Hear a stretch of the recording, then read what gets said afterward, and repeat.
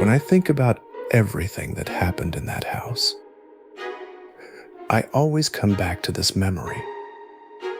Not because it was the most terrifying, but because in some way, it was the first one that made us understand those things were not simple coincidences. We had arrived not long before. The house still smelled of fresh paint, and there were boxes not yet unpacked. Welcome to the House of Broken Dreams.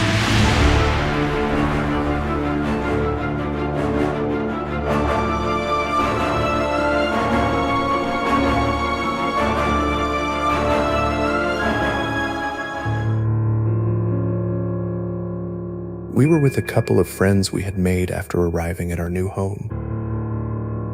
A normal visit on an ordinary day.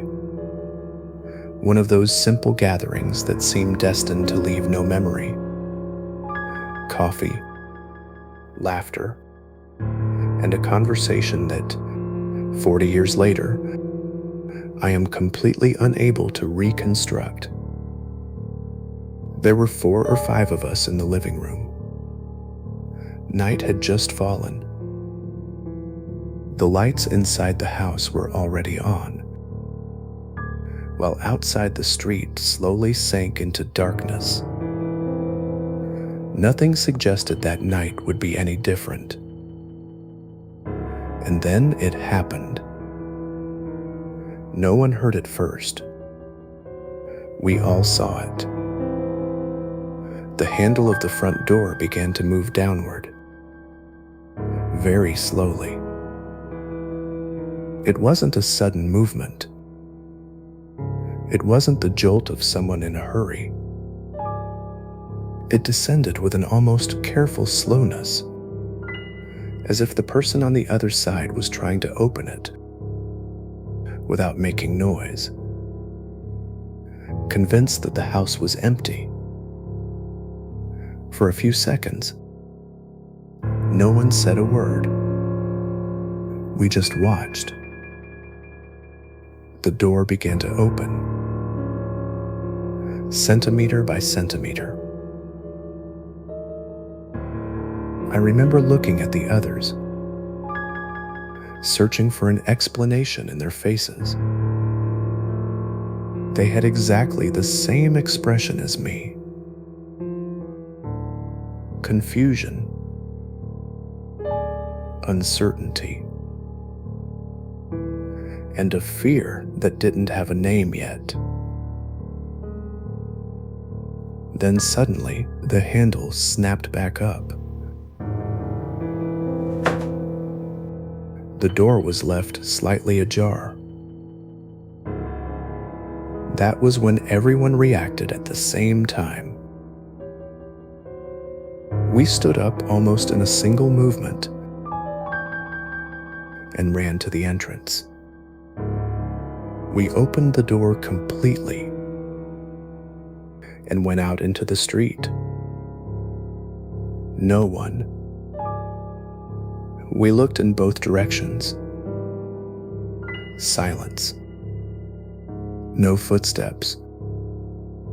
No one walking away. Nowhere to hide. It was impossible for anyone to have disappeared in just 1 second.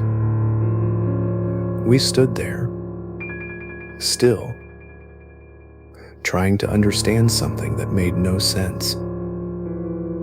Then we went back inside. The conversation never went back to what it had been.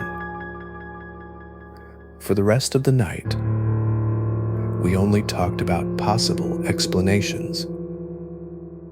The wind? No. The handle had turned before the door began to open. A prank? No. We had all gone out immediately. There was no one. The hypotheses changed one after another until we ran out of answers. With time, I understood that scene had a meaning much greater than we imagined that night.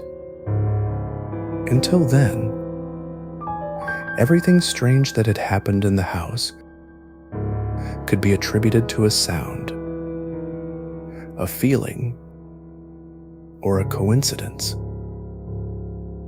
That was the first time something happened in front of multiple witnesses at the same time. And it was also the first time I had the strange feeling that whoever or whatever was on the other side of that door wasn't trying to get out of the house. It was trying to get in.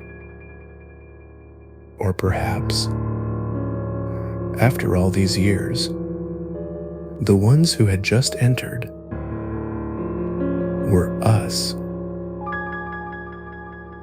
If you're watching for the first time, subscribe for the next chapter. New stories every Tuesday and Friday. Some doors never truly close. Welcome to the House of Broken Dreams.